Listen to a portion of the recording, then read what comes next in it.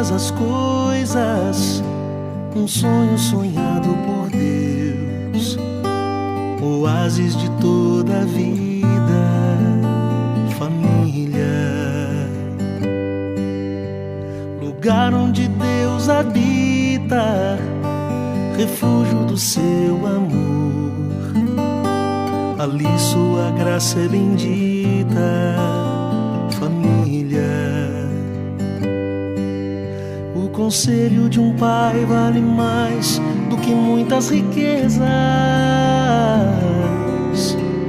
Um abraço entre irmãos despedaça os portais do inferno.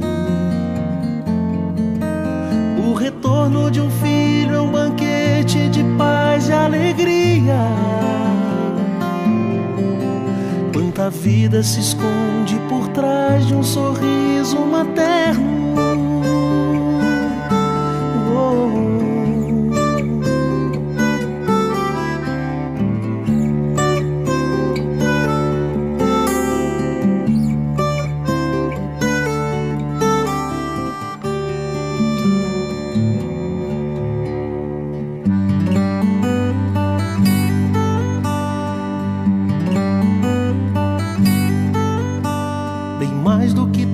As coisas, feliz de quem cuida dos seus dias serão de alegria, família, lugar onde Deus habita, refúgio do seu amor, ali sua graça é bendita,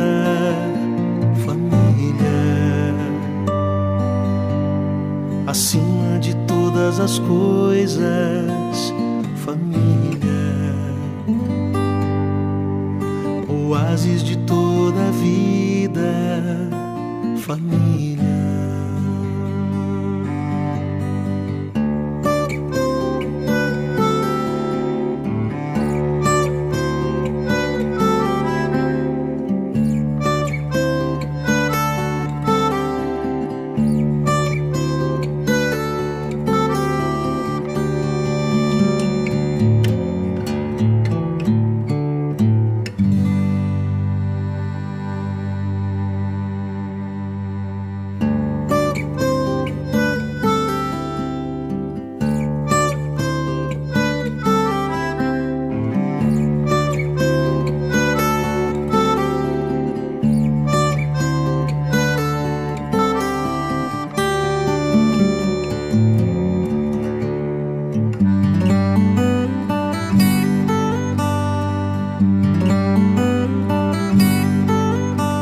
Acima de todas as coisas, um sonho sonhado por Deus, oásis de toda a vida, família,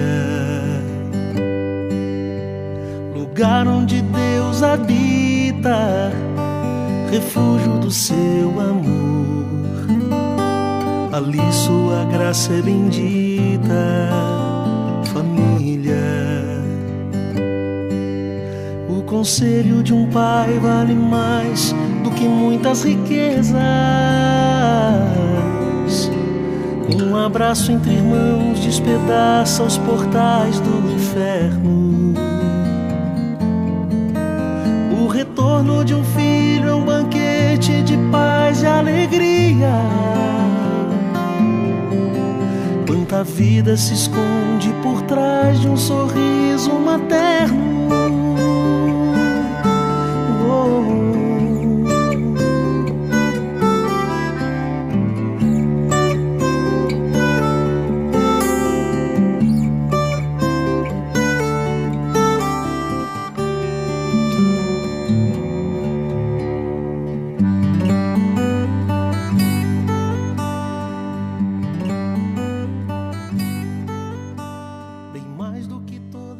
Olá, queridos irmãos da Segunda Igreja Batista em Aracaju.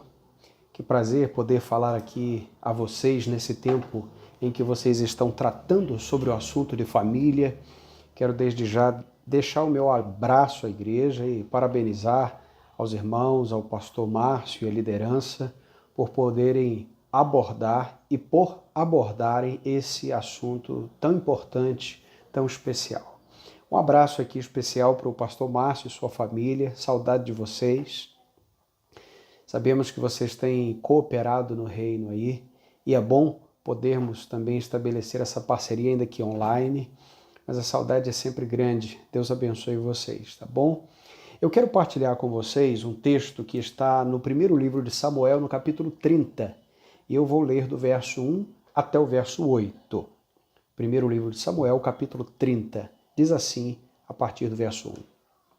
Quando Davi e os que seguiam chegaram a Ziclag, 3 dias depois, os amalequitas haviam atacado o Negueb, ferindo e incendiando a Ziclag, e haviam levado presas as mulheres e todos os que estavam nela, do mais jovem ao mais idoso, mas não mataram ninguém, apenas os levaram consigo e seguiram seu caminho. Quando Davi e os que o seguiam chegaram à cidade, ela estava queimada e as suas mulheres, seus filhos e suas filhas haviam sido levados presos. Então Davi e a tropa que o seguia choraram bem alto até ficarem sem forças para chorar. Verso 6. Davi também se angustiou, pois a tropa falava em apedrejá-lo, porque toda a tropa estava amargurada por causa de seus filhos e de suas filhas. Mas Davi se fortaleceu no Senhor, o seu Deus. Davi disse a Abiatar, o sacerdote, filho de Aimeleque: traze-me aqui o colete sacerdotal. E Abiatar trouxe o colete a Davi. Então Davi consultou o Senhor, dizendo: devo perseguir essa tropa? Terei condições de alcançá-la? O Senhor lhe respondeu: persegue-a, porque certamente a alcançarás e recuperarás tudo. Nosso Pai, obrigado pela Tua palavra. E agora fala com Teu povo, fala mais uma vez ao nosso coração. Dá-nos, ó Deus, da instrução do Teu Santo Espírito agora, em nome de Jesus. Amém. Eu me lembro quando eu era criança que numa madrugada entraram na nossa casa. E ao que tudo indicava, não na época, mas agora, não é? Eu entendo isso. A pessoa não queria lá levar grandes coisas, até porque nós não tínhamos muitas posses. Mas ele conseguiu um buraco que tinha na porta que dava da rua para a varanda, e ele conseguiu pular ali, tinha um vão aberto. O que aconteceu foi que meu pai acordou com algum barulho. Eu não tinha acordado, meu pai acordou. E ele levantou. E quando ele percebeu que de fato tinha alguém, ele deu um grito muito forte. Um grito assim, como se fosse um leão rugindo. E naquele momento, aquela pessoa que tinha entrado dentro da nossa casa correu, fugiu, e é certo que não tentou mais retornar. O meu pai, ele media 1,64 m e usava um par de muletas. Mas naquela noite, ele se levantou e fez o papel do homem da casa, colocando aquele ladrão para correr. Por mão da providência, ficou tudo bem. Bom, o que eu quero dizer é que o papel do homem em uma casa é muito importante. Naquela noite, eu tive uma certeza. Eu estou seguro, meu pai está em casa. Eu era criança e eu me lembro exatamente, é impressionante, eu me lembro da reação que eu tive àquele grito. Primeiro me assustei, mas assim que eu acordei com aquele grito, eu sabia o que estava acontecendo, passei a saber e me senti num ambiente de segurança. Bom, isso nos chama a atenção para o nosso papel como chefes da nossa casa, da nossa família. O texto do primeiro livro de Samuel, do profeta Samuel, no capítulo 30, é um texto que mostra que os amalequitas invadiram a cidade onde Davi estava liderando a sua tropa.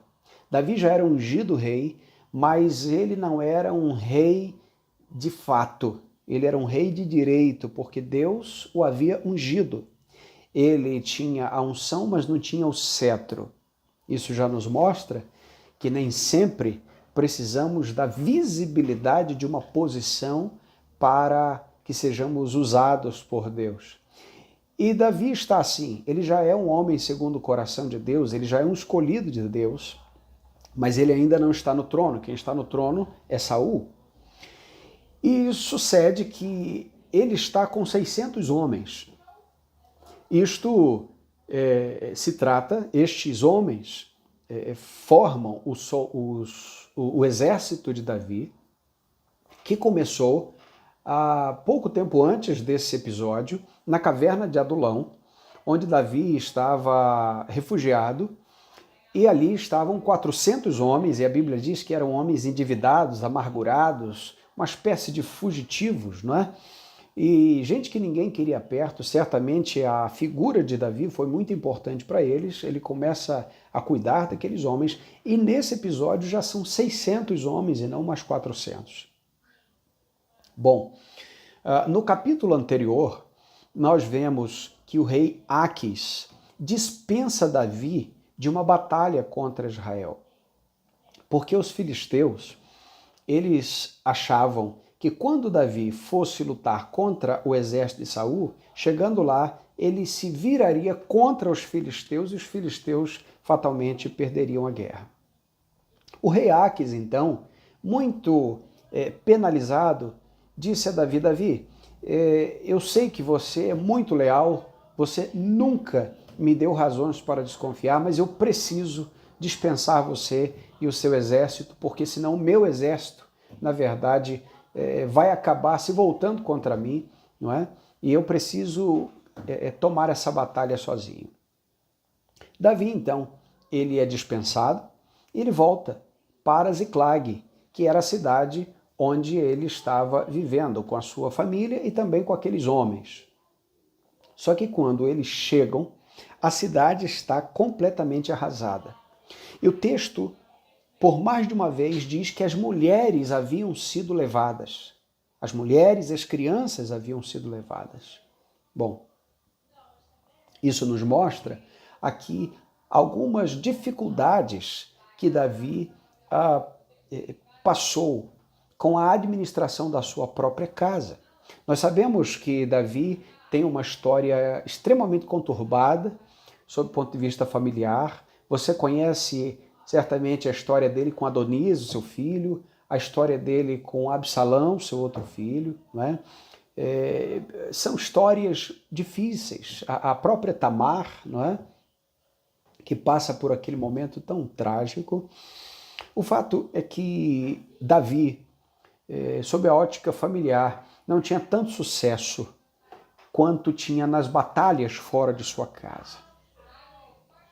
E quando ele chega em casa de volta, a batalha da sua cidade já havia sido perdida. Por quê? Porque os amalequitas entraram sozinhos, levaram as mulheres, saquearam os seus bens, e ele agora, com aqueles 600 homens, ele e os homens estão completamente desolados, perdidos. Imagine, 600 homens brutamontes, chorando até não ter mais força para chorar. Essa é a visão do texto. Essa é a visão da situação. Bom, algumas constatações aqui são importantes. E a primeira delas, há momentos que, de fato, só nos resta chorar. Davi não podia mais ganhar aquela batalha. Davi não podia, de maneira alguma, recorrer a alguma estratégia. Por quê? Porque a família já tinha sido levada, não é? Há momentos, meu irmão, minha irmã, que nós choramos. O que nos resta é o choro. E quando eu digo nos resta é o choro, não significa que não nos resta a oração. O que eu estou dizendo é que há orações que nós fazemos chorando mesmo, como nós vamos ver aqui. Davi, ele busca o Senhor em choro, em pranto, em lamento. Bom, essa é a primeira constatação. A segunda constatação que nós vemos aqui é que num momento de dificuldade, nós temos uma facilidade grande de procurar por culpados. É a culpa de quem? É o que está acontecendo aqui com os homens de Davi. O texto diz que esses homens estavam tão angustiados, a tropa estava tão angustiada, que agora falava em apedrejar Davi. Aquele homem, aquele líder que havia cuidado deles, que havia ajudado na retomada da vida de cada um, agora ele está sob a mira daqueles homens da tropa. É assim com a gente. Quando nós somos assolados, avizinhados por tragédias, nós queremos olhar para o lado e encontrar alguém para tirar as nossas pedras. Nós não temos a capacidade, muitas vezes, de dizer isso também é culpa minha. É assim na família, quando acontece uma tragédia com o filho ou com alguém e o esposo ou a esposa quer olhar para o lado para encontrar de quem é a culpa. Mas veja, isso não é atributo nosso somente. Essa culpa que nós procuramos em alguém vem lá do Éden. Você lembra que Deus perguntou: Adão, onde estás? Que foi que fizeste? Não é? E Adão disse: Senhor, foi a mulher que o Senhor me deu, foi a mulher que tu me deste. Ele está colocando não a culpa somente na mulher, mas no próprio Deus. E Deus se volta para Eva e ela diz: olha, foi a serpente. O que denota que fruto da queda também é nos arremessar para uma posição de vítima. E toda vítima procura culpados. Isso aqui é de extrema importância para que a gente compreenda muitas vezes o cenário que está nos rodeando, sabe? Como é que nós reagimos na procura de culpados. Bom, essa é a segunda constatação que nós vemos aqui nesse texto. E a terceira constatação é que quando nós choramos, quando chega o tempo de chorar, e quando a maioria está à busca de culpados, há sempre aqueles que buscam ao Senhor. Davi, o texto diz que ele também se angustiou, só que o último trecho do verso 6 diz: Davi se fortaleceu no Senhor, o seu Deus. Veja que a diferença entre aqueles que temem a Deus e aqueles que não temem não é necessariamente se choram ou se não choram, mas se buscam a Deus enquanto choram ou não buscam a Deus enquanto choram. Bom, você e eu estamos diante de um cenário que os homens, todos os homens saíram para lutar. E a cidade ficou desprotegida. Parece-me que esse é um retrato 3x4 de muitas famílias de hoje também. A figura de um homem é de extrema importância na sua casa. E a mídia e todas as informações diabólicas têm trabalhado para que duas coisas aconteçam: para que os homens se tornem meninos ou permaneçam meninos, e para que as mulheres se tornem brutalizadas. Por que eu digo mulheres brutalizadas? Porque todas as vezes que um homem não tomar a sua posição, a mulher terá de tomar decisões e posições que originalmente não lhe competeriam, não lhe seriam de competência. Não porque ela é incompetente para aquilo, mas porque Deus a fez carinhosamente e especificamente para outras tarefas. Mas quando o homem, ele não toma as suas decisões, ele não toma a rédea da liderança, então a mulher tem de tomar a rédea da liderança. E é claro, em alguns casos, são casos de exceção, não é? Mas, na maioria das vezes, o que acontece é isso. O homem, ele foi criado com uma estrutura diferente da mulher. Portanto, nós somos idênticos em essência e em valor, somos feitos do mesmo barro, mas Deus, de uma visão complementarista, fez a mulher para complementar o homem e o homem para complementar a mulher. E nestas tarefas, Deus deu ao homem as prerrogativas de liderar a sua casa. Eu vou lhe dar um exemplo, homem e mulher. Imagine que alguém bate na sua casa à meia-noite. Quem atende a porta? Bom, eu espero que na sua casa seja o homem. Por quê? Porque o homem, de alguma maneira, ele foi feito para afugentar os perigos de maneira mais própria.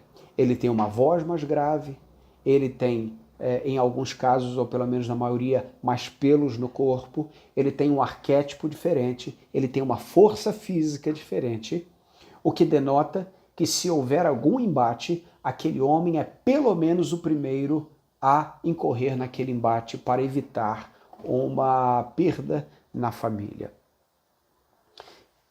Se a anatomia já nos diz isso, todo o restante também já nos mostra como os homens devem se portar como líderes da sua casa. Acontece que nós estamos vivendo em uma geração onde homens estão agarrados aos seus videogames e mulheres estão tendo que pilotar a sua casa. E aqui nada contra dos homens terem aí as suas atividades de entretenimento. Uns homens se entretêm com futebol, outros com games, junto com os filhos até. A dificuldade não está nisso. A dificuldade é quando a mentalidade desse homem é mentalidade de menino. Perceba que na falta de um homem, as mulheres muitas vezes são levadas e os homens nem percebem. E quando vão perceber, a coisa já aconteceu. Os filhos são levados pelos inimigos de Deus. A questão é que nós precisamos sim lutar as nossas lutas, as nossas batalhas, mas nós não podemos incorrer no erro de Davi aqui, ou seja, no erro de lutar as batalhas lá de fora e deixar a nossa casa à deriva, sem guarda. E a partir disso, eu trago então algumas aplicações que são importantes para a nossa vida. A primeira aplicação: nós devemos ter muito cuidado para que não sejamos diligentes com os de fora e negligentes com os de dentro. Explico ou aprofundo. Já falamos que Davi volta do contato com o rei Aquis e chega em Ziclag e tudo está queimado e as famílias haviam sido levadas. Antes de que o rei Aquis deixasse Davi ir embora, as palavras de Davi, do rei Aquis sobre Davi, são muito precisas. Ele diz o seguinte: este é Davi, isso está no capítulo 29, capítulo anterior, verso 3. Este é Davi, servo de Saul, rei de Israel, que tem estado comigo alguns dias ou anos. Veja, não vi nenhuma atitude culpável nele desde o dia em que desertou até hoje. Olha o contraponto. Davi, para os seus homens, é culpado. A culpa das famílias serem levadas está sobre Davi. Mas o rei de fora, o rei Aquis, diz: Davi não tem culpa nenhuma. Perceba no verso 5, quando ele tenta rebater os filisteus, que Davi seria um bom homem para lutar com eles. Este não é aquele, Davi, os filisteus perguntam, a respeito de quem cantavam nas danças, Saul feriu milhares, mas Davi 10 milhares? Veja o que Aquis responde no verso 9. Eu sei, e ele fala isso com Davi, que tem sido tão bom quanto um anjo de Deus para comigo. Porém, os chefes filisteus disseram: este homem não subirá conosco à batalha. Olha a expressão: sei que tem sido tão bom quanto um anjo de Deus para comigo. Essa é uma expressão muito forte. Davi se porta diante do rei Aques com extrema fidelidade. O rei Aques diz: você é um anjo. Mas a família de Davi estava descoberta. E eu não quero sugerir nenhum tipo de estratégia de guerra para Davi, mas eu imagino que Davi, ao invés de levar todos os homens para uma batalha, ele deveria montar guarda na sua casa também, para proteger a sua família. Bom, é possível, homens, que muitas vezes nós sejamos considerados como anjos fora da nossa casa, como bons homens, um bom funcionário, um bom vizinho, um bom patrão, um bom comprador, um bom pagador, um bom vendedor. Mas nem sempre, ao chegar em casa, somos tão angelicais assim. Aquele dia que você chega em casa e está estressado, chuta a lata do cachorro, empurra a criança, grita com a esposa. Mas veja, você não gritou com a esposa do vizinho, você não gritou com a irmã da igreja, você deu a vez para uma senhora, por exemplo, que estava entrando na porta giratória do banco. Você a deixou passar, você age com gentileza, mas ao chegar em casa, a gentileza não entra com você. Perceba que isso é ser como um anjo do lado de fora, mas nem tão angelical com os que deveriam receber a nossa gentileza. Aliás, você sabia, e certamente já viu, já percebeu, que nós explodimos muito mais vezes perto das pessoas que mais amamos, perto daquelas pessoas que já nos conhecem, não é? Aquelas pessoas que sabem quem somos, as pessoas que mais nos amam. Não deveria ser assim. Em casa, meu irmão, nós devemos ser gentis, nós devemos ser como cavalheiros, nós devemos cuidar da esposa como vaso mais frágil. 1 Pedro capítulo 3, verso 7 vai dizer: vós maridos, tratai a vossa esposa, não é, com dignidade, como vasos mais frágeis, coerdeiras da mesma promessa, para que as vossas orações não sejam interrompidas. Pedro está colocando uma cláusula ali, inspirado pelo Espírito Santo, dizendo que até as orações do marido, elas são interrompidas, se esse marido não trata com dignidade a esposa. Veja que nós estamos falando de algo muito sério aqui. A esposa, os filhos, a nossa casa devem ser cuidados. Devemos manter guarda. Sim, nós podemos lutar batalhas fora de casa, podemos, mas precisamos escolher bem as batalhas. Por vezes, você está lutando uma batalha do lado de fora, está perdendo a batalha dentro da sua casa, perdendo a batalha de saber o que os seus filhos acessam na internet, perdendo a batalha de não saber como está a depressão da sua esposa. E é claro, há esposos que cuidam muito bem da esposa. Mas eu estou me referindo aqui àqueles que por vezes vencem fora e perdem as batalhas tão próximas de si. A aplicação primeira é que nós não podemos correr o risco da diligência para os de fora e da negligência para os de dentro. Não podemos correr o risco da excelência fora de nossa casa, mas dentro da nossa casa nós sermos reprovados. Mas há uma segunda aplicação aqui para o nosso coração. Em momentos em que a maioria procurar por culpados, nós somos desafiados a procurar a presença de Deus. O texto diz que todos choram, que todos se angustiam, que todos estão sem forças até para chorar. Mas o texto diz que só Davi se fortalece no Senhor. Davi aqui é alguém que nos aponta o caminho. Perceba que é o mesmo Davi que era um péssimo pai. É o mesmo Davi que não montou guarda na sua casa. Mas é o mesmo Davi aqui que está buscando a Deus. Veja que esperança para nós. Nem sempre somos os melhores homens, os melhores guardiões. Nem sempre somos o melhor marido. Nem sempre somos o melhor pai. Mas sempre temos um Deus a quem recorrer quando nós erramos. Davi aponta para um caminho de misericórdia de Deus.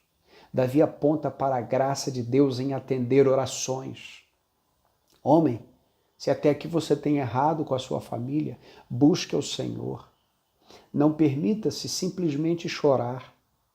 Pode chorar, mas chore em oração. Há tempo de chorar. Mas o crente, enquanto chora, ele ora. Aliás, o choro do crente já é uma oração. Nós já percebemos isso quando Paulo escreve aos Romanos, no capítulo 8, no verso 26, quando ele diz que nós não sabemos orar como convém, mas o Espírito Santo intercede por nós com gemidos inexprimíveis. Ou seja, há expressões de gemidos, de dor na nossa alma, que nós nem sabemos, mas foram orações. Porque a primeira reação de um crente, quando chora e quando dói, é: ai meu Deus. E a partir dali, aquele choro já é uma oração. Davi está nos mostrando que se fortalecer no Senhor é o único caminho que temos nos momentos de perdas, de tragédias, de decepções, de angústias, de lutas, de lutos. Nós somos chamados para o caminho da oração. Aliás, a oração é, como já tenho dito, o atestado da nossa própria incompetência. É o atestado de que somos, de fato, incompetentes. Mas nós temos um Deus que é onipotente. Ele tem todo o poder. E é para Ele que nós devemos correr. Não devemos correr um para o outro para buscar os culpados. Você lembra de José e Maria? Quando eles se perderam de Jesus na volta de Jerusalém, 3 dias depois eles foram procurar: cadê Jesus? O texto não diz que eles ficaram se degladiando. Foi você que deixou ele lá? Não foi você. Não, o texto não diz isso. O texto diz que eles tomaram um caminho de volta e foram até onde estava Jesus. Por vezes, meus irmãos, nós precisamos parar de tentar encontrar o culpado, fazer o caminho de volta. Ver onde eu e você erramos, onde a família tem errado. E ao invés de encontrar um culpado, tentar encontrar uma solução em oração. Isso fará com que cresçamos. Orar com a família, ao redor da mesa, pelo menos uma refeição por dia. Esse é um desafio que eu lanço a você. Orar com os filhos, saber da esposa como está o seu coração, procurar saber como vai o coração dos filhos para que coloquemos diante do Senhor a vida deles em oração. Quando nós paramos de orar, meu irmão, minha irmã, nós paramos de receber orientações que antes estavam claras. Precisamos voltar ao hábito da oração, sobretudo nos dias de tragédia. O caminho da oração é um caminho que é redescoberto, com muito mais facilidade do que nos dias da bonança. Essa é a segunda aplicação. E há uma terceira aplicação. Depois de orar, você precisa agir. Davi se desespera, Davi ora, e Davi pergunta a Deus: Senhor, o que eu devo fazer? Eu devo ir atrás desses homens? Eu devo ir atrás dos inimigos do Senhor? Aí o que Deus diz para ele? Vai, Davi, você vai recuperar sua família e você vai recuperar os despojos. Davi então se levanta e vai à luta. Vai literalmente à luta. E no final desse capítulo você vê Davi voltando com a família e voltando com os despojos. Há momento de chorar, meu irmão, mas há momento em que nós, como líderes de nossa casa, precisamos nos erguer e perguntar: Senhor, o que o Senhor quer que eu faça? O que tem para eu fazer? Eu sei que o Senhor pode fazer o impossível, eu sei que o Senhor pode fazer o que eu não posso, mas eu quero saber o que eu posso fazer e o que eu tenho que fazer como líder da minha casa, como chefe da minha família.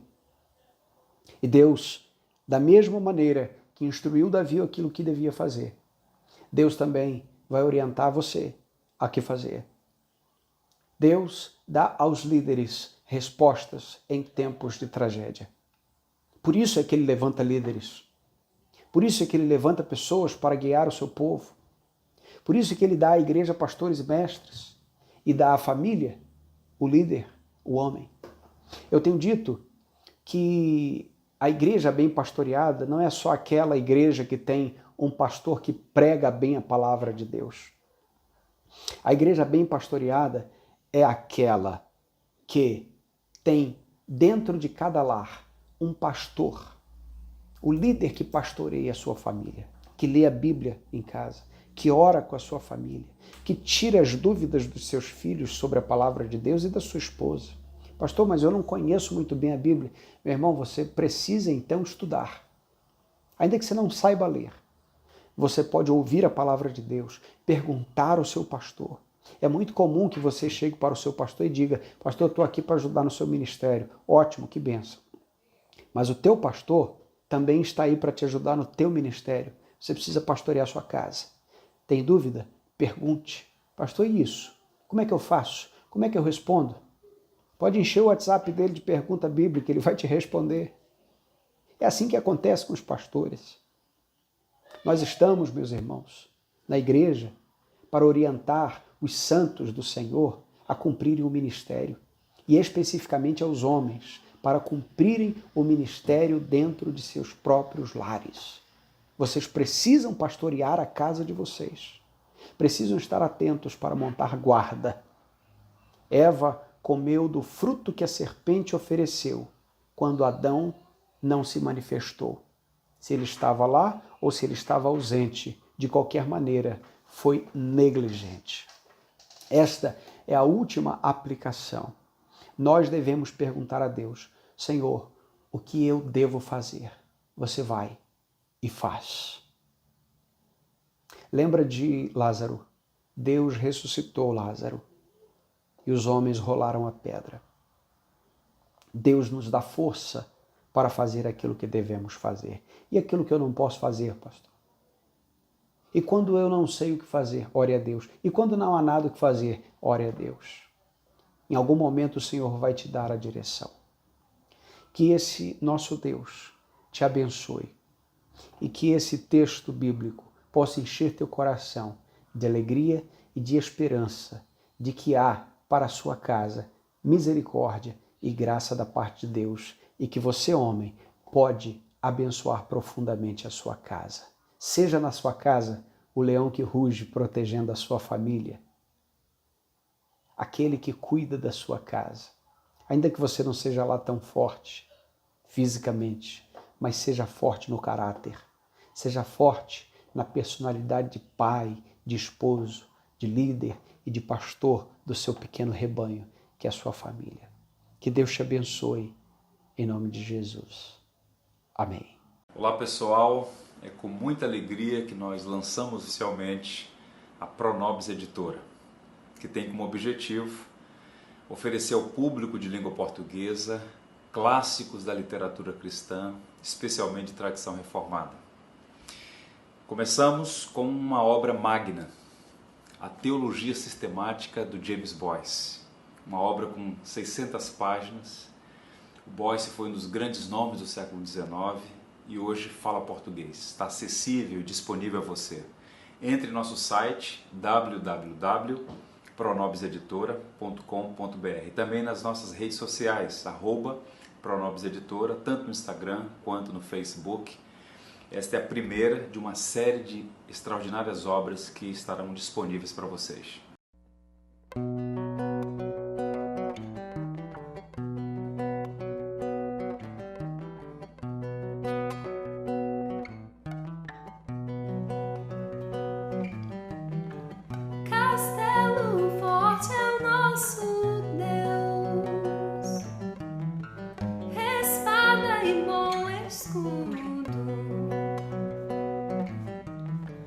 Com seu poder defende os seus em todo transe agudo. Com fúria pertinaz persegue Satanás, com artimanhas tais e astúcias tão cruéis que iguais não há na terra.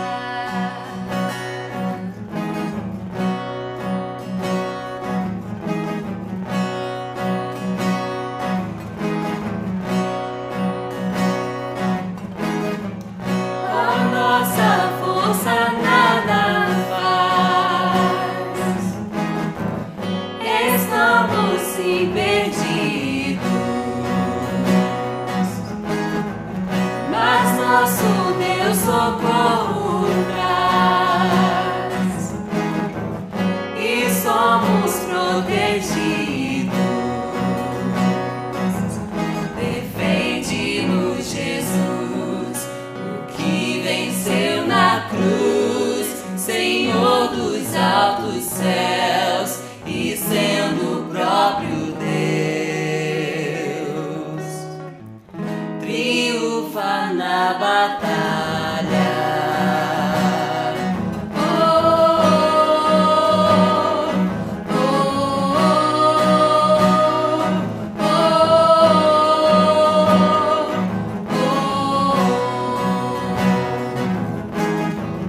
Se nos quisessem devorar, demônios não contados não nos podiam assustar, nem somos derrotados. O grande acusador dos servos do Senhor já condenado está, vencido cairá por uma só palavra. Oh, oh, oh, oh, oh. Se que a palavra ficará, sabemos com certeza, e nada nos assustará, com Cristo por defesa. Sim, que a palavra ficará, sabemos com certeza, e nada nos assustará, com Cristo por defesa. Oh, oh, oh, oh, oh. Se temos de perder os filhos, bens, poder, embora a vida vá, por nós Jesus está, e damos a teu reino. Oh, oh, oh, oh, oh. Castelo forte é o nosso Deus, Seu reino é pra sempre. Castelo forte é o nosso Seu reino Deus. é pra sempre.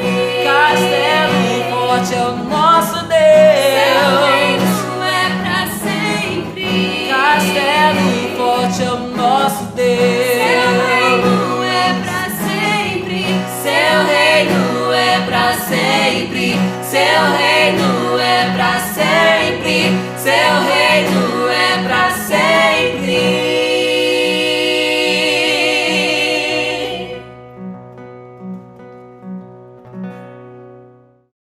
Olá, meus irmãos da Segunda Igreja Batista de Aracaju. Oh, meu Deus, que terra linda deve ser essa aí, hein? Olá, pastor Márcio, meu querido irmão. Estou em dívida contigo, rapaz. E você, generoso, ainda me chama, né? Olha um coração cheio de misericórdia e graça. Você é uma bênção mesmo. Prazer falar com você, com a sua família e também com a igreja que ainda não conheço. Certamente teremos muito tempo, se não nessa terra, certamente na glória celeste, para a eternidade toda nos conhecermos, mas já me sinto muito feliz em poder aqui, de alguma forma, servir de canal de bênção para a vida dos irmãos, ok? Eu não sou muito prendado com esse negócio de tecnologia, eu vou tentar aqui usar algumas coisas para ajudar didaticamente. Se eu falhar, a gente ri junto desse vídeo, tá bom? Pastor Márcio está pagando pouco, o cachê está muito barato. Brincadeira, irmãos. É que eu sou ruim mesmo, tá? Então, por favor, tenha generosidade, igual o seu pastor comigo, paciência, tá bom? Eu sou Alex Cordeiro, pastor da Quinta Igreja Batista de Nova Friburgo. Estou aqui pela graça de Deus há 13 anos. Fui empossado aqui no dia 28 de abril de 2007. E pela graça do Senhor, no último dia 28 de abril, completamos aqui 13 anos. Eu quero apresentar para vocês o tema que me foi proposto para que nós refletíssemos, e ao apresentar o tema, também estarei apresentando a minha família, já que o que vamos fazer aqui tem tudo a ver com isso aí, né? Então, o tema proposto é esse aí: qual é a importância da igreja local para a família cristã? Qual a importância da comunidade de crentes, da igreja, para a família cristã? Eu gostaria de que vocês, sabendo da importância desse tema para a minha própria vida, conhecessem também a minha família. Deixa eu só me entender com a máquina, tá aí, ó. Essa menininha de cima é a Ana Luísa, logo após ela é a Sara. A Ana Luísa hoje tem 8 anos, aqui eu acho que ela devia ter 6 ou 7. A Sara está com 12. De baixo não é minha filha, é minha esposa, Bianca, e eu sou o rapaz que carrega todo mundo literalmente aqui nas costas. Vocês estão vendo, né? Que situação, hein? Eu acho que hoje não conseguiria mais fazer essa brincadeira aí. E se eu não me engano, aquela perninha lá à direita do vídeo é da filha do pastor Márcio. Essa foto foi num retiro que a gente participou lá na Primeira Igreja Batista de Muriaé, onde o pastor Márcio compunha o ministério pastoral junto com o pastor Áquila, antes de vir para essa igreja ali em Aracaju, né? Mas foi um tempo muito especial que nós passamos ali. Essa é minha família abençoada. Eu sou casado com Bianca há 15 anos.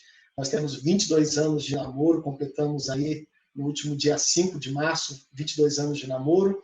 No dia 18 de dezembro do ano passado, completamos 15 anos de casado.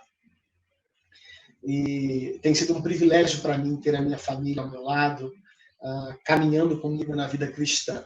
E, meus irmãos, é com muito gosto que eu quero falar sobre esse tema para vocês. Para mim é um tema mais caro da fé cristã, abaixo da nossa relação individual com o Senhor. Essa verticalidade da nossa vida com Deus, ela é, obviamente, o absoluto que temos com o Senhor, mas na vida horizontal do crente, que faz com que sejamos aqueles que vivem de forma cruciforme, a primeira importância da horizontalidade dos relacionamentos, certamente, para qualquer crente bíblico, deve ser sua família.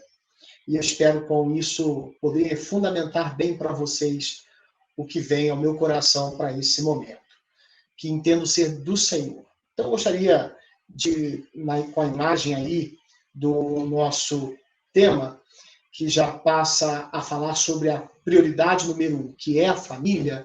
Gostaria de orar com vocês, por conta de ser algo que não será operado em vocês pela minha capacidade, nem será atrapalhado totalmente pela minha incapacidade, pois ela existe, mas é pelo poder do Espírito Santo, que onde eu acertar, ele irá usar para ajudar vocês, e onde eu errar, ele há de suprir as lacunas no coração de vocês por meio da palavra perfeita do Senhor. Então vamos orar. Pai, Eu peço ao Senhor encarecidamente que o Senhor fale ao nosso coração por meio dessa reflexão que vamos fazer. Que o Senhor seja glorificado na vida desses irmãos e irmãs que estão, Senhor, por meio desse canal, recebendo do Senhor um pouco mais da Tua palavra, para que suas vidas familiares sejam tocadas de tal maneira, Senhor, que a Tua glória se manifeste de maneira mais nítida ainda, em especial nesse tempo difícil que estamos vivendo, dessa pandemia mundial. Quando somos, Senhor, obrigados a ficarmos mais tempo em casa com nossas famílias.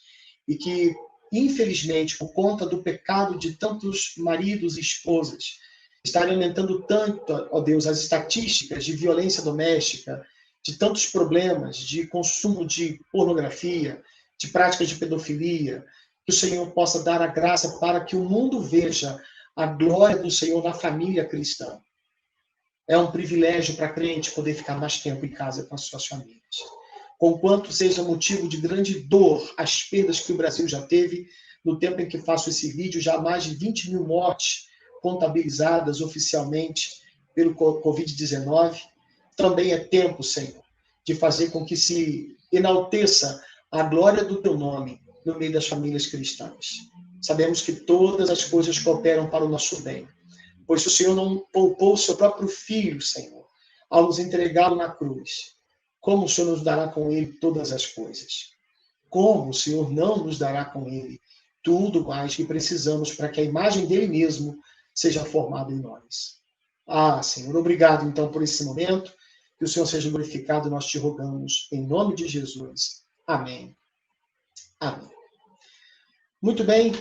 Eu gostaria de pensar com vocês nesse momento, então, em como a gente pode perceber na palavra de Deus aquilo que o Senhor está nos propondo nesse momento a respeito da importância da igreja local para a família cristã. Perdão, vai acontecer mais vezes isso, vocês me perdoem, estou com a rinite que não passa. Não é Covid-19 ainda. Eu tenho o coronavírus chegando muito rápido, mas ainda não é o Covid-19. O coronavírus não chegou aqui não, graças a Deus. Muito bem. Eu quero tentar pensar com vocês e de uma forma bastante dinâmica e tranquila, deixando que o texto sagrado fale a nossa consciência por meio da iluminação do Espírito e que assim a gente consiga aprender melhor o que o Senhor quer nos dizer. Inicialmente, como eu já coloquei para vocês aqui no meu primeiro, para começar a nossa conversa, a nossa palavra, eu gostaria que vocês refletissem sobre essa nossa máxima. A prioridade número 1 é a família. Eu gostaria que você, onde você está agora, você repetisse essa frasezinha em amarelo. A prioridade número 1 é a família. Pastor, mas a ideia não é pensar na importância da igreja local para a família cristã? Sim, e nós vamos pensar muito seriamente nisso. Mas para começar, eu quero que você mentalize, memorize e reflita comigo um pouco, não por causa das minhas opiniões pessoais, porque elas não existiam quando eu vim para o mundo, se existiam, quem um dia esteve já morreu, eu vou morrer um dia, elas vão ficar por aí, alguém pode pegar de volta, mas a palavra do Senhor é perfeita, ela dura para sempre, é ela quem criou todas as coisas, é ela que fará com que novos céus e nova terra venham surgir também. Então, ela é inerrante, ela é perfeita. E eu quero pensar com vocês mediante a palavra de Deus nesse momento. Ok? Por que a prioridade número 1 é a família? Nós temos tido, irmãos, muitas palavras nesse mundo, muitas defesas, muitas ideologias que estão tentando colocar muita coisa no lugar da família. Não é só aquilo que é tão obviamente mundano, como colocar a profissão acima do casamento, colocar a realização financeira acima da criação dos filhos, da amizade com os familiares em casa. Não é apenas esse mundanismo que prega tanto o individual em detrimento do coletivo, o individualismo em detrimento daquilo que é do bem comum.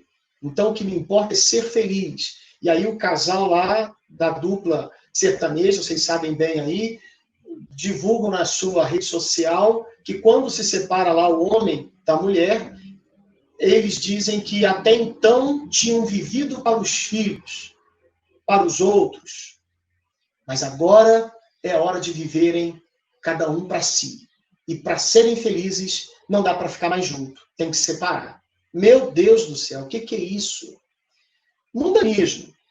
Mas ele pode chegar travestido de anjo de luz na igreja também, quando a nossa religiosidade, quando o nosso suposto ministério cristão, será que existe ministério cristão fora de família? Veremos que não. Mas o meu suposto ministério cristão, meu pastorado, meu diaconato, a minha membresia na igreja, meu canto no coral, meu solo, meu dueto, meu tocar, meu dar aula na escola bíblica, minha participação na diretoria estatutária da igreja, essas coisas passam a tomar lugar da minha vida dentro de casa. Isso também é mundanismo. Serve a Satanás. Faz-me muito triste lembrar-me de que quando houve a discussão do STF, o Superior Tribunal Federal, a respeito de aceitar ou não no Brasil o casamento entre pessoas do mesmo sexo, e eles fizeram uma constatação horrível, que infelizmente, em grande medida, procede. Eles colocaram que, enquanto as relações homoafetivas, ou seja, entre pessoas do mesmo sexo, tem esse nome, homoafetividade, afeto entre duas pessoas do mesmo sexo, a heterossexualidade tem mais a ver com patrimônio e prole. Vocês entenderam? Não se fala tanto em homossexualidade para referir-se aos casais, às duplas homossexuais, como se refere aos heterossexuais. Casais, de fato, casais, tal como Deus revelou em Gênesis, um homem para uma mulher. Porque para essa concepção, para essa configuração de relacionamento, crê-se aqui que o que está em voga é ter patrimônio e prole. No caso dos homos, eles são homoafetivos, em primeiro lugar, porque o que está em jogo é a afetividade, é o carinho, é o amor. Misericórdia. De onde que tiraram isso? Infelizmente, em grande medida, tiraram isso também do testemunho de muitos adolescentes, muitos jovens, muitas crianças, que quando perguntadas, eu como pastor de igreja local, espero que isso não aconteça entre vocês, mas infelizmente sou tentado a pensar que ocorre em todos os lugares do mundo.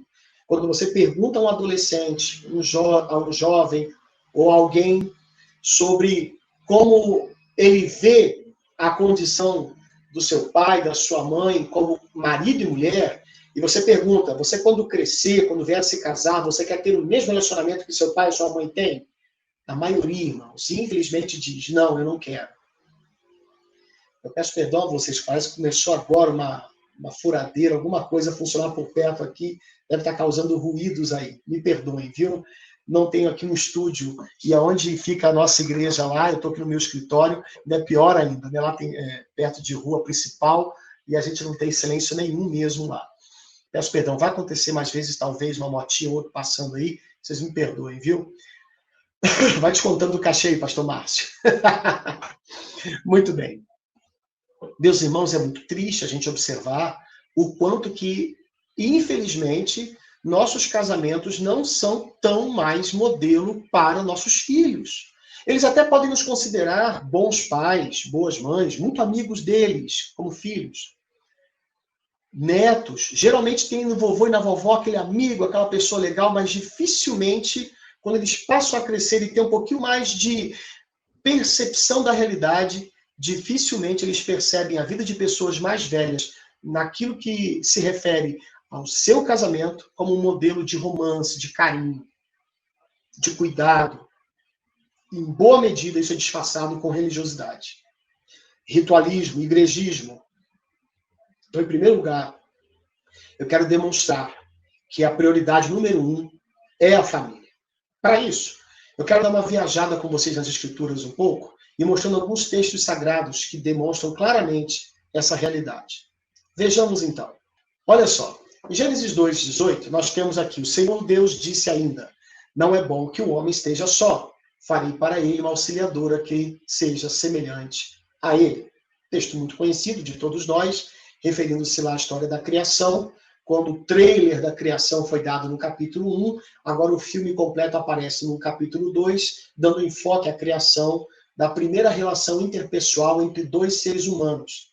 E Deus não cria para Adão uma igreja, não cria para Adão uma mãe, não cria para Adão um filho, não cria para Adão um time de futebol para ele torcer, nem um pastor para ele poder conversar. Deus dá para ele uma esposa. Isso é emblemático, isso é referencial para a gente. A primeira relação do ser humano com outro ser humano foi no casamento. O primeiro passo para a instituição da família foi dado por Deus. Família é uma instituição divina, não é fenômeno sociológico, antropológico. Ok? Seguindo, nós temos aqui Jesus Cristo, já pulando lá para frente, eu não tenho tempo aqui para pensar em Cantares de Salomão, por exemplo, que é o cântico sobre todos os cânticos. Olha que coisa, né? A Bíblia se importou em ter um livro inteiro para mostrar que quando o casal estava nu e não se envergonhava lá no Éden, mas o pecado veio e trouxe a vergonha, a necessidade das vestes para ambos, porque um via no outro um culpado, agora nós temos Cantares de Salomão em que o casal está nu e sem nenhum tipo de vergonha, nenhum tipo de limitação entre si. Misericórdia. Vem um carro de som aí, vendendo alguma coisa, vocês me perdoem. Olha, oh meu Deus. Um dia eu vou ter igual o pastor Márcio, aquele estúdio de primeira, né? Ele é uma igreja de segunda, mas é uma igreja, segunda igreja, mas ele é pastor de estúdio de primeira. Brincadeira com os irmãos, eu sou de quinta categoria, quinta igreja batista. Por favor, não me reprimam. Brincadeira, irmãos.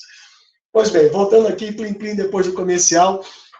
Mas eu poderia falar, por exemplo, então, de Cantares de Salomão, que é chamado de o Cântico dos Cânticos, que fala do casal restaurado ali, até mesmo na sua tranquilidade em se olhar debaixo já de uma atmosfera de graça. Poderia falar de Gomer e de Oséias como exemplo de que Deus usa até um casamento para ilustrar a sua relação com o seu povo, já que Israel é considerada a esposa traidora no Antigo Testamento. Poderia usar inúmeras passagens do Antigo Testamento, mas o tempo não me é favorável para isso. Então, eu vou ficar aqui agora com o texto de Mateus, em que Jesus fala àqueles homens, em Mateus 15, e aos fariseus, como diz o texto já aqui no slide, dizendo o seguinte: então, alguns fariseus e escribas vieram de Jerusalém até Jesus e perguntaram: por que os seus discípulos transgridem a tradição dos anciãos? Pois não lavam as mãos quando comem? Jesus, porém, lhes respondeu: por que também vocês transgridem o mandamento de Deus? Cristo muda aqui completamente o nível da conversa.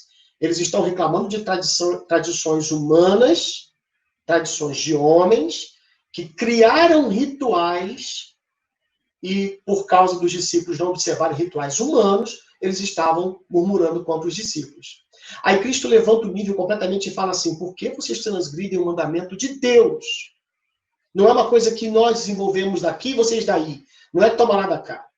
A questão é, o que Deus disse vocês estão deixando de lado, por causa da tradição de vocês. E do que Cristo está falando aqui? Aí ele vai dizer: porque Deus disse, honre o seu pai e a sua mãe.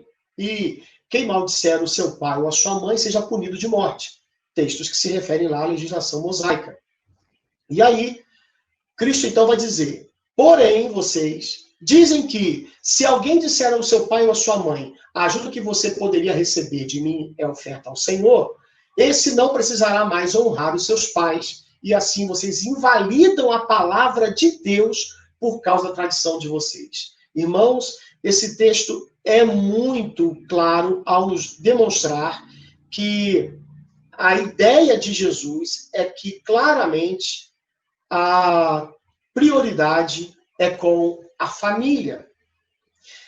Deus revelou a fé, mesmo já no Antigo Testamento, para que houvesse o cuidado prioritário da família, ao ponto de ele criticar os fariseus, os escribas, os tradicionais e ditos ortodoxos, mantenedores da lei de Deus do tempo de Jesus, porque eles tinham mudado a palavra de Deus, tinham traído a revelação de Deus, fazendo de uma tradição humana, religiosa, ritualística, entre aspas,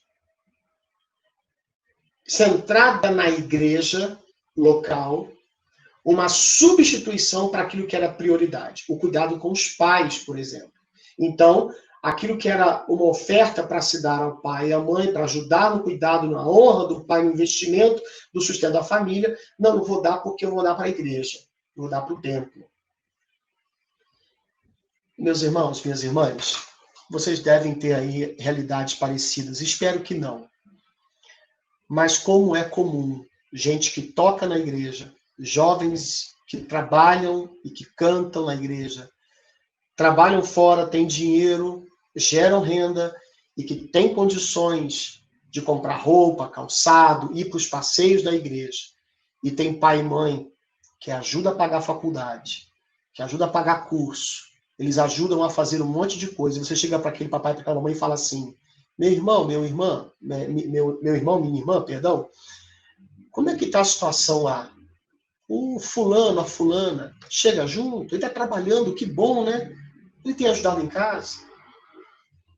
Aí o irmãozinho fala assim: pastor, ele só gasta dinheiro com escapamento esportivo de moto. Você ouviu aí, né? Ó, pastor, ele só gasta dinheiro com carro, só com roupa. Ó, pastor, uma benção, ele não sai da igreja, sabe? Ele passeia com a igreja, ele sai com os jovens da igreja, ele faz tudo na igreja.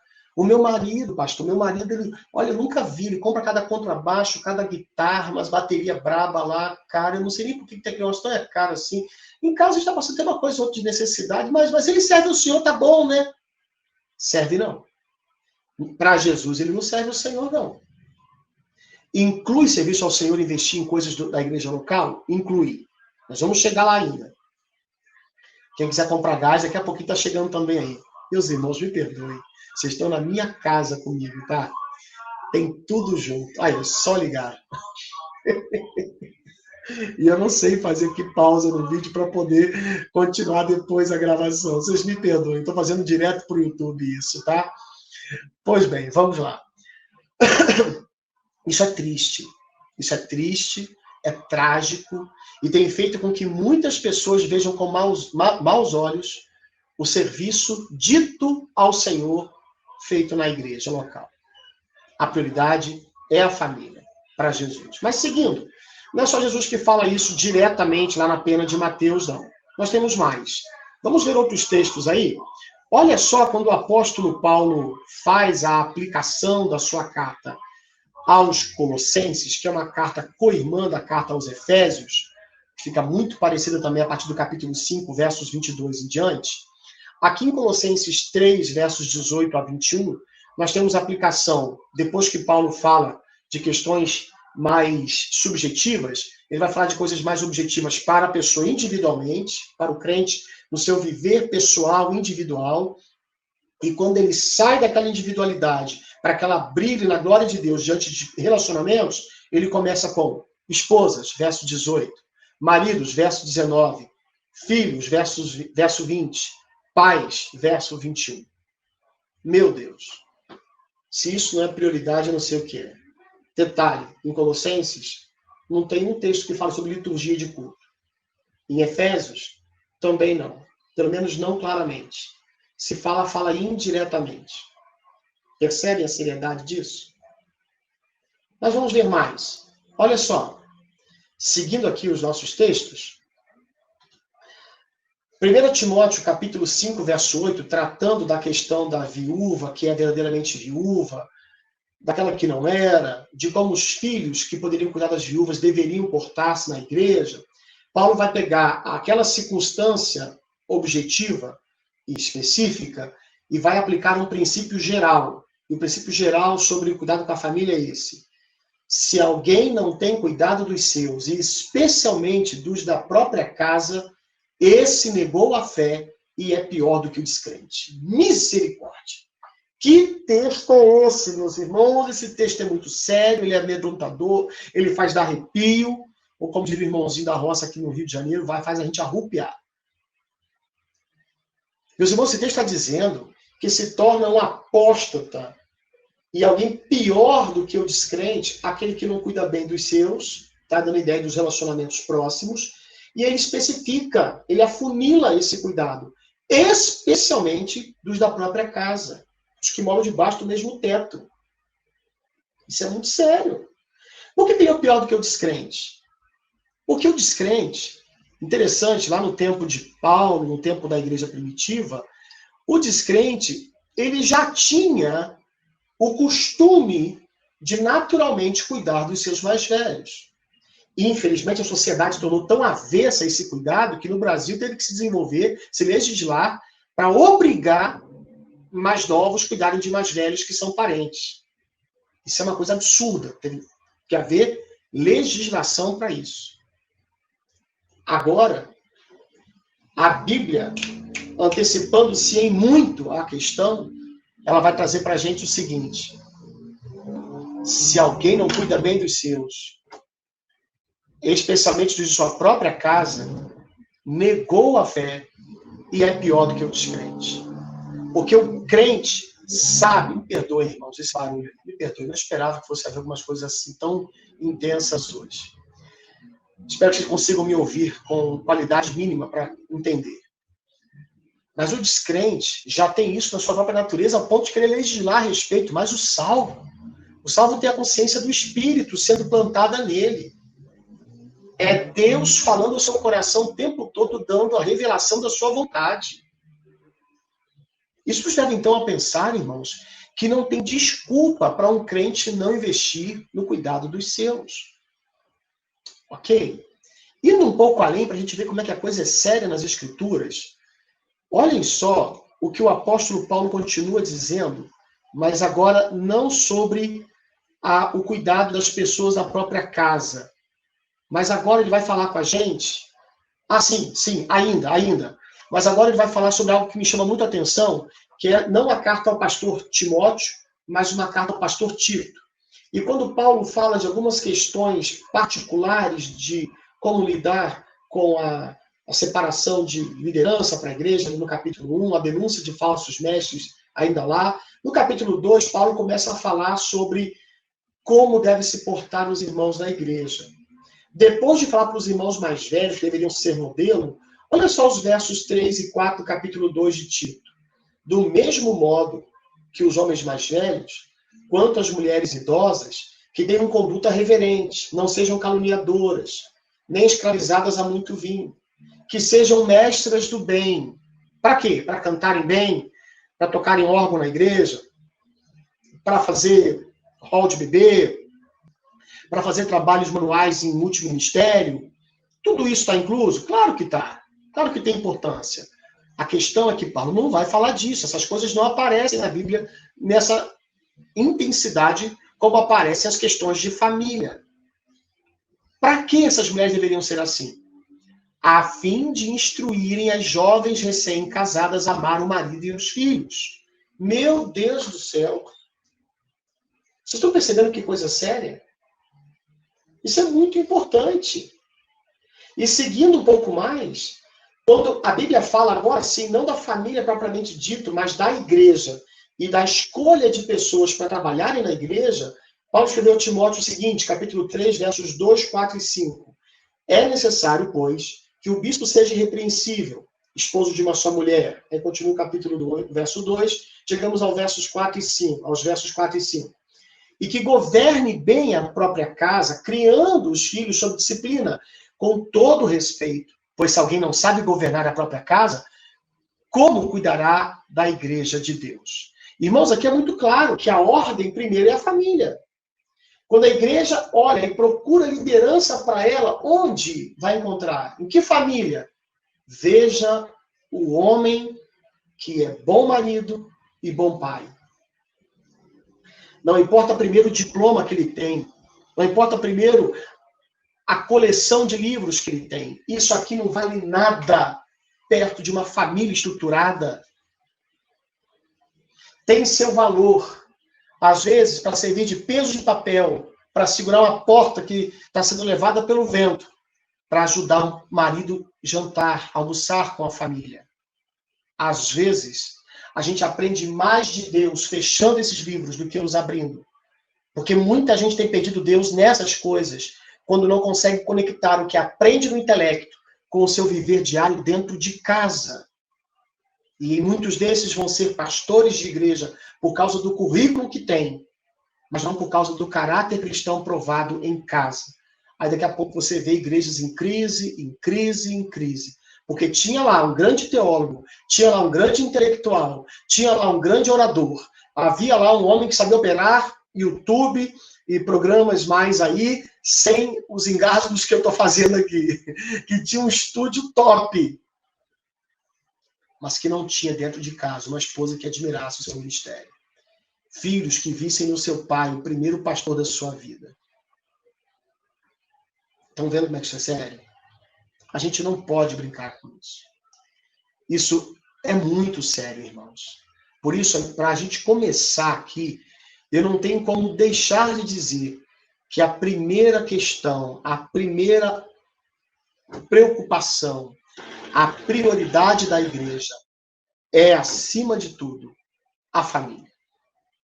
Todo trabalho, tudo que se faz na igreja deve apontar como objetivo final para a glorificação de Deus na família. O missionário vai pregar numa terra em que não há igreja. Ele chega lá, se ele conseguir construir um prédiozinho, e as pessoas começarem a entender que naquele lugar há uma nova igreja, porque há um prédio, mas não virem na vida de quem diz se converter uma mudança no seu dia a dia, a começar na sua própria casa, tem uma coisa errada com essa igreja. Ela não foi ensinada biblicamente. Isso é sério, irmãos. Precisamos atentar para essa realidade. Pois bem, para a gente aqui avançar um pouco, já que a hora nunca é cristã, ela sempre é contra esse homem que vos fala, eu quero pensar com vocês um pouquinho agora. Pastor, mas a ideia não era pensar em qual era a importância da igreja local para a família? Você está falando exatamente o contrário. Pois bem, pensa comigo numa pergunta que eu vou projetar para vocês agora aqui. Olha só o que aparece para a gente nesse momento. Curiosidade. Para quem foram escritos estes textos todos? Desde o Gênesis, Cantares, Oséias, o texto de Mateus, o texto de Paulo aos Colossenses, a Tito, a Timóteo, o texto de Hebreus, quando diz no capítulo 13, verso 4, que digam entre todos deve ser o matrimônio. Para quem foi escrito isso? Para cada família? Não. Para a igreja local. Para as igrejas locais. Meus amados, atentem para essa realidade. O que nós estamos vendo aqui é uma realidade inconteste. As famílias que receberam do Senhor as instruções que a gente acabou de ver aqui, foram famílias, prestem bem atenção nisso, essas famílias foram todas famílias que precisaram, pelo menos, ter um representante delas reunido como igreja. E isso é muito sério. Porque enquanto a família, nesse tempo da realidade que vivemos, seja a prioridade, ela não é um fim em si mesmo. Eu quero pensar sobre isso com vocês. A família, ela é uma prioridade, mas ela não é nem uma exclusividade, nem é um fim em si mesmo. Para que recebessem todos esses textos e fossem iluminados pelo Espírito da explicação, da exposição deles nas igrejas que pela primeira vez leram todos esses textos, esse povo teve que estar reunido numa igreja local. Até porque uma prova histórica disso é que naquela época a maior parte das pessoas era analfabeta. Além disso, o livro não era igual a gente tem hoje em PDF, que você pode distribuir para todos os smartphones da igreja em segundos. Ou desse jeito, em que a gente pode ter uma larga publicação. Isso aconteceu lá na época da Reforma Protestante, com Gutenberg, com a invenção da imprensa. Até então era manuscrito. Havia alguns pedaços copiados para algumas comunidades. E algumas igrejas centralizavam um pouco mais de cópias. É mais para frente, na era cristã, que a gente vai ter comunidades com a coleção inteira dos livros. Isso significa que fica muito evidente, não dá para contra-argumentar, que quando famílias recebiam a porção da palavra de Deus, eles estavam cumprindo o que Hebreus 10, 25 nos diz: não deixemos de congregar como é costume de alguns. E nesse tempo de pandemia que estamos isolados, Deus tem usado o YouTube, Deus tem usado o Zoom, Deus tem usado o Google Meet, Deus tem usado o Jitsi, Deus tem usado outras ferramentas, quer bem operadas, quer mal operadas como agora, quer com um estúdio muito bem isolado acusticamente, quer como o meu aqui, que tem essa sonoplastia maravilhosamente misericordiosa. Ai, só a graça na minha vida. Gente,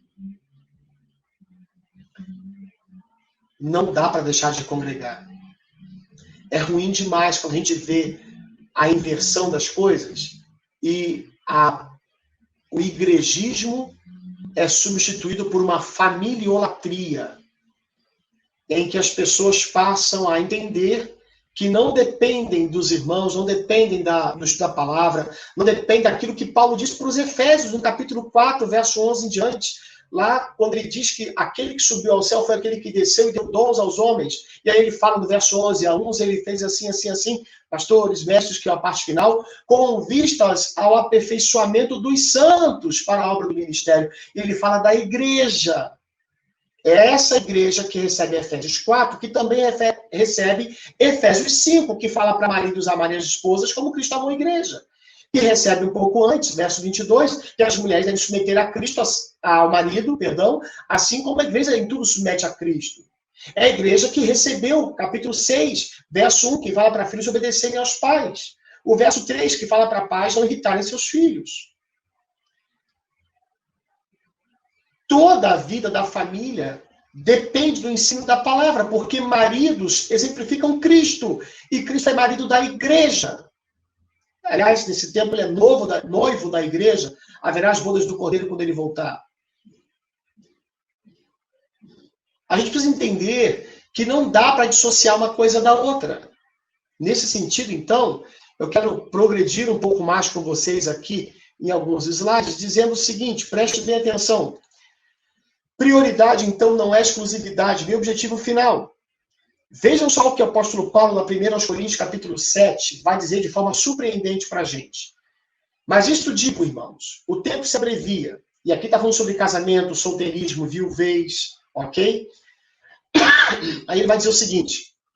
Por isso, de agora em diante, não só os casados sejam como se não fossem casados, mas também os que choram como se não chorassem. Os que se alegram como se não se alegrassem. Os que compram como se nada possuíssem. Agora, vejam de novo, na segunda linha, o que ele diz. Não só os casados sejam como se não fossem casados. E à frente ele vai dizer o seguinte. Os que se utilizam deste mundo como se não fizessem uso dele. Agora, lê comigo você a partezinha amarela. Porque a aparência deste mundo passa.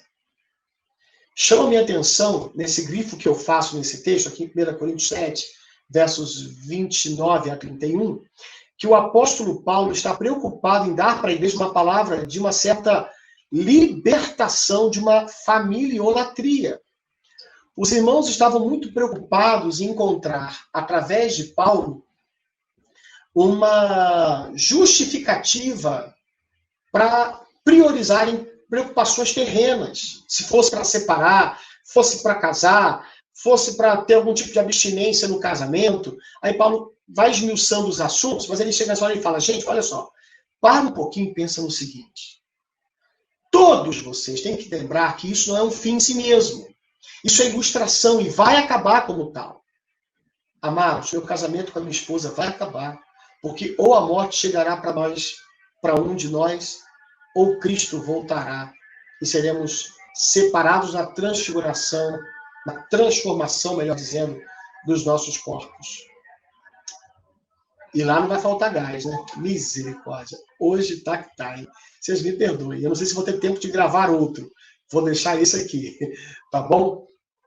Meus amados, minhas amadas, guardem isso em suas mentes. Vai passar. Isso não é para que você viva como se não casado fosse, desistindo.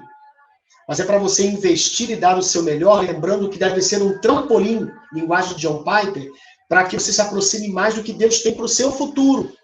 para o que Deus tem para a eternidade, já que é ilustração, já que é para eu ter um antegozo do que será o céu, vou aproveitar bem, mas não vou me distrair. E para eu pensar no céu pelo meu casamento, para eu pensar na glória celeste por meio da minha filiação com os meus pais, eu preciso aprender da palavra de Deus. Para isso, eu preciso ser igreja, colocar a minha família vivendo em torno da igreja. Daqui, eu preciso continuar para concluir, porque meu tempo está se esgotando. Preste bem atenção no que vem aqui adiante. Eu tenho um ciclo aqui saudável para propor. O centro de tudo é indiscutivelmente Jesus Cristo. Se você não tiver Jesus no centro de sua vida, as coisas vão estar colocadas no lugar. Primeiro, ele toca a nossa família. Será salvo tu e a tua casa. A esposa crente ganha o marido não crente com o seu comportamento em casa.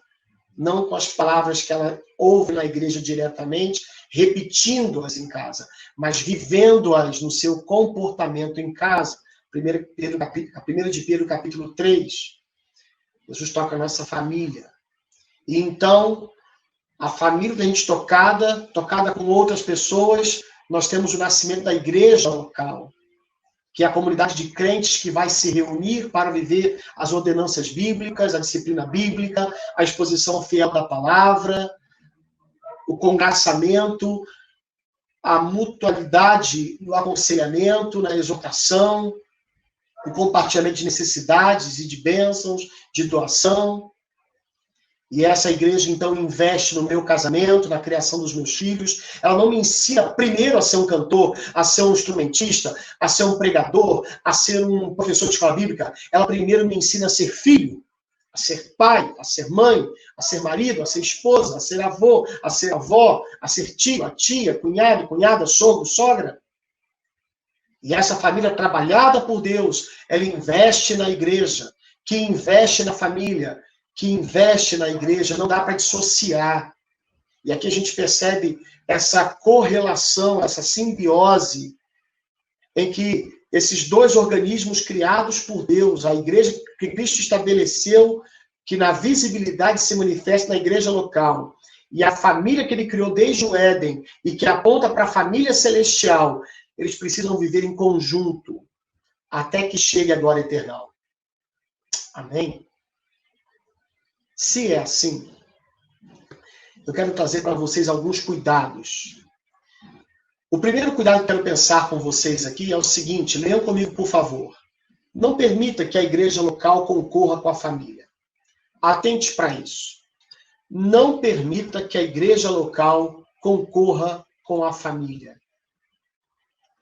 Cuidado, muito cuidado com aqueles ensaios intermináveis, os programas de agenda que ficam tão grandes, que aí o ente querido seu não crente, o ente querido que é crente, mas que é debilitado e não pode estar em todos os programas, comecem a se sentir preteridos e esquecidos, porque o centro da vida daquela pessoa não é mais a sua família, mas a sua igreja local. E toda a energia é gasta lá, todo o tempo é gasto lá, e não há tempo nenhum para comer, beber, brincar, conversar, viver o evangelho para que haja atração dos perdidos até Cristo ou a confirmação dos crentes por meio de viver Cristo em casa. Há de se ter um equilíbrio.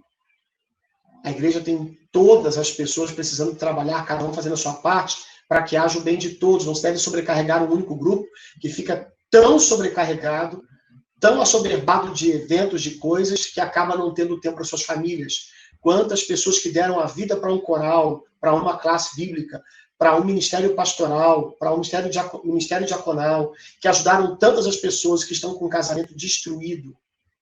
Lembro-me de uma irmã na frente de um pastor, quando eu perguntei para ela, a irmã gosta dessas coisas de convenção também?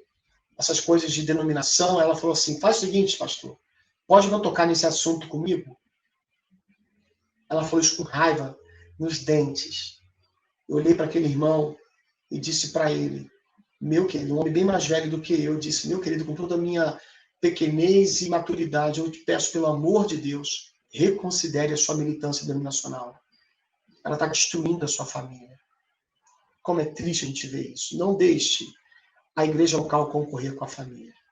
Mas, inevitavelmente, também sou inevitavelmente impelido a pensar que você não deve permitir que a família concorra com a igreja local. O contrário também é verdade. Nós precisamos tomar muito cuidado para que a nossa família não se torne uma substituta da comunhão dos crentes. Meus irmãos, minhas irmãs, atentem para isso.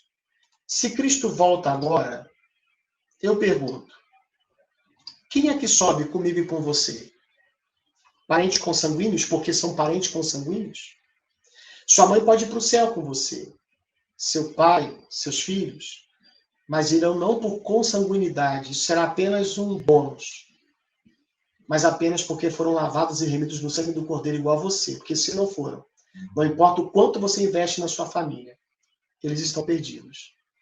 Você não sobe para o céu com eles, porque você vai sozinho, eles vão ficar e vão para o inferno. Sem Jesus, consanguinidade não leva ninguém para o céu. Quando você investe na sua família e deixa a igreja local de lado, você perde a razão de ser da família local, da sua família de casa.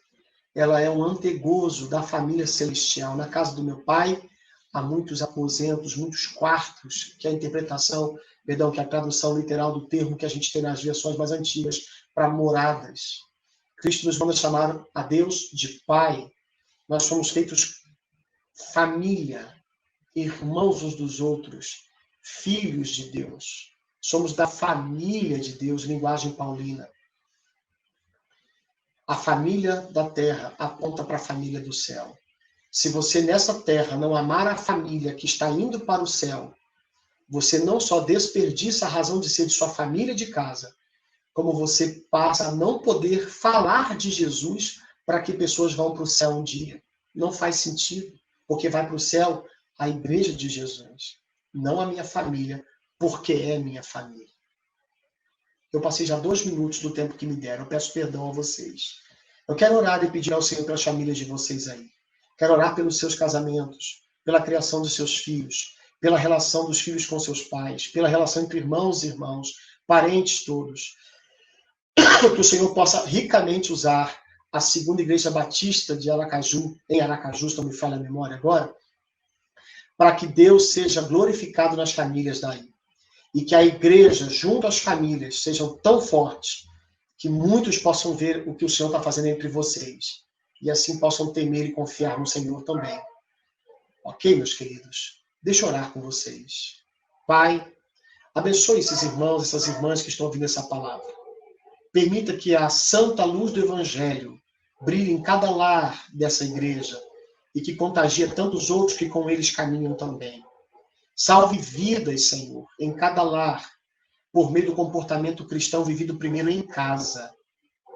E permita que a reunião dos crentes na igreja local seja um lugar não só, Senhor, de compartilhar bênçãos recebidas no lar, mas também seja um lugar de se recarregar as energias, as forças, para voltar para casa como um primeiro campo missionário.